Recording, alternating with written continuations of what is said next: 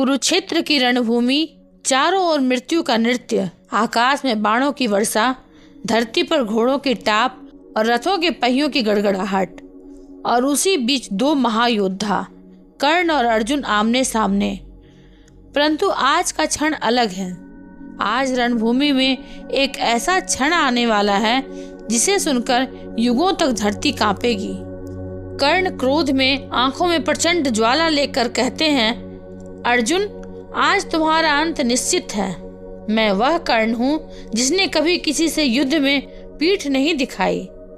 तुम्हारे साथ यह युद्ध केवल रथी का नहीं, यह है प्रतिज्ञा का, यह है अपमान का बदला। अर्जुन धनुष की प्रत्यंचा को खींचते हुए कहते हैं, कर्ण, तुम्हारा पराक्रम मैं जानता हूँ, परंतु आज धर्म की रक्षा के लिए मेरा प्रत्येक बाण तुम्हारे अभिमान को चूर चूर कर देगा। श्री कृष्ण शांत स्वर में अर्जुन को कहते हैं, पार्थ, सावधान रहना। कर्ण का धनुष आज विध्वंस की कथा लिखने को व्याकुल है। कर्ण के हृदय में वर्षों का अपमान, द्रौपदी की सभा में मिला तिरस्कार और कौरवों के प्रति उसकी अटूट निष्ठा सब एक साथ भड़क उठे। उसके हाथ में ऊर्जा का भयानक प्रवाह उमड़ पड़ा। कर्ण ने आकाश की ओर देखते हुए कहा, हे ब्रह्मदेव, मुझे वह अस्त्र प्रदान करें जिससे यह युद्ध आज ही समाप्त हो जाए। कर्ण की हथेली में तेजस्वी प्रकाश धीरे धीरे ब्रह्मास्त्र का रूप लेता है।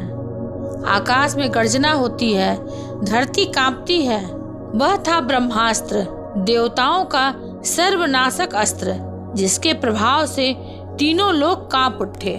श्री कृष्ण तेज स्वर में अर्जुन से कहते हैं, पार्थ, सावधान, यह ब्रह्मास्त्र है, इसका वार साधारण नहीं। कर्ण गर्जते हुए कहते हैं, अर्जुन, यह ब्रह्मास्त्र तुझे और तेरे सारथी दोनों को भस्म कर देगा। परंतु जब ब्रह्मास्त्र का लक्ष्य स्वयं नारायण हो तब क्या होगा? श्री कृष्ण मुस्कुराते हुए कहते हैं, कर्ण, तुम्हारा यह अस्त्र मुझे नहीं, केवल मेरे सुदर्शन की ज्वाला को देखेगा। आकाश फट पड़ा, धरती डोल उठी, योद्धाओं के हृदय में भय समा गया। और जब धूल छटी, कर्ण का ब्रह्मास्त्र विलीन हो चुका था। कर्ण ने आश्चर्य से धीमे स्वर में कहा, असंभव, मेरे ब्रह्मास्त्र का नाश। श्री कृष्ण ने कहा, कर्ण, जब युद्ध धर्म के लिए हो तब अधर्म का कोई अस्त्र उसे जीत नहीं सकता। कुरुक्षेत्र की रणभूमि पर यह केवल एक प्रहार था, असली युद्ध अभी शेष था। परंतु उस दिन सभी ने देख लिया कि जब स्वयं विष्णु सारथी हो तो कोई भी ब्रह्मास्त्र उनके पार नहीं जा सकता।